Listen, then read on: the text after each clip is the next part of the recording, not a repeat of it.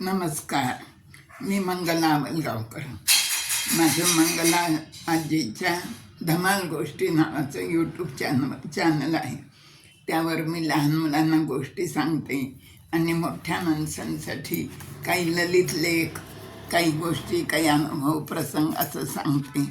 तर आज मी जे सांगणार आहे तो पण ललित लेखच आहे आणि त्याचं नाव आहे मातीचं अंगण. हा लेख मीच लिहिलेला आहे बरं का. काय नाव आहे? मातीचं अंगण. मला आपलं मातीचं अंगण आवडतं. अंगणात फरशी घातलेली चकचकीत अंगण स्वच्छ सुंदर दिसलं तरी त्यामुळं आपण कितीतरी गोष्टींना मुकतो. सकाळी उठून मातीचा मऊ मुलायम मखमली स्पर्श मला अगदी मोहरून टाकतो. तांबडं फुटलेलं असतं, पूर्वा उजळलेली असते, नुकताच साड्या टाकल्याने नाहून निघालेली धरती, सजलेलं अंगण आणि उमललेली फुलं, असा सगळा आनंदोत्सव सुरू असतो. माझ्या मनात येतं परमेश्वर आनंद रूप. मी स्वतः त्याचा अंश असल्याने आनंद स्वरूप आणि ही सृष्टी त्याची लीला असल्याने आनंदाने उथंबून गेलेली असते. पूर्वेला गुलाब पाकळ्यांचा अभिषेक सुरू असतो. रात्रीचा धक्का लागून केशर सांडलेला असतो आणि फुलांचा दरवळ आसमंतात पसरलेला.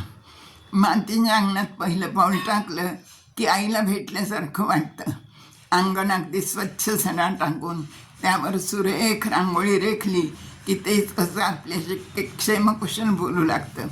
रांगोळीचे प्रकार तरी किती. ठिपक्यांची बारीक रेघ ओढून काढलेली रांगोळी, ती काढली की मला ते अंगण सोन्याचे दागिने येऊन आलेल्या पुलवधूसारखं वाटतं. कधी ठिपका घेऊन रांगोळी काढली की मोत्याचे दागिने घातलेली नववधू होते. तर 5 बोटांची ठसठशीत खूप मोठी रांगोळी काढली की तेच अंगण एखाद्या राजकन्येसारखं नटून थटून आपल्या प्रियकराच्या ओढीने उभा आहे असा भास होतो. कधी रंग भरून सुंदर डिझाईन काढलं की आकाशातील रांगोळी आणि अंगणातली रांगोळी यांचं हितगुज सुरू होतं आणि आकाशच खाली उतरून धरतीला भेटायला येतं. याच अंगणात कधी गाईच्या शेणाचा दाट सडा सतत 15 दिवस टाकला आणि त्यावर रांगोळ्या काढल्या की बेलबुट्ट्यांचा हिरवा शालू दिवाळीची आठवण करून देतो आणि मग घरात दिवाळी, दारात दिवाळी, मनात दिवाळी असा दीपावलीचा आनंदोत्सव सुरू होतो.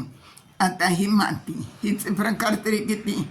काळी माती, भुरकी माती, चिकण माती, सपट्यासारखी मऊ पोयटा माती, तळ्याकाठची खचवा माती, मुरमाड माती, कोवण्यातली तांबडी माती, आणखीही कितीतरी प्रकारची माती. नित्य नूतनता आणि विविधता ही तर निसर्गाची किमयाच. बागेत काम करताना किंवा एरवीसुद्धा मी खुशाल फटकन मारून अंगणात बसते. मग मला वाटतं माझ्या आईनंच मला मांडीवर घेतलं.